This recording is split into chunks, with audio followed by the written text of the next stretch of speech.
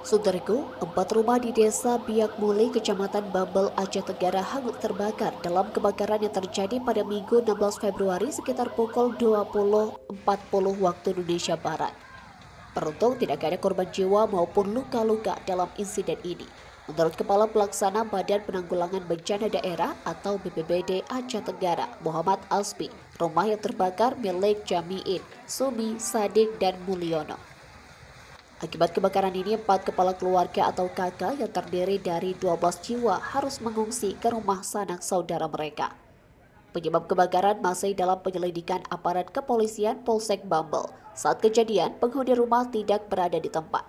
Kebakaran pertama kali diketahui oleh seorang warga yang melintas dan melihat kobaran api dari salah satu rumah.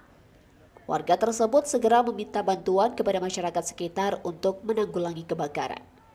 Untuk memadamkan api yang melahap 6 rumah berkonstruksi kayu dengan atap seng, BPBD Aceh Tenggara mengerahkan 6 unit mobil pemadam kebakaran atau damkar dari Mako Pos Kota Kutacane dan Pos Kandang Belang. Petugas pemadam dibantu warga, TNI, dan Polri berupaya memadamkan kobaran api. Setelah sekitar 40 menit, api akhirnya berhasil dikendalikan pada pukul 21.20 waktu Indonesia Barat.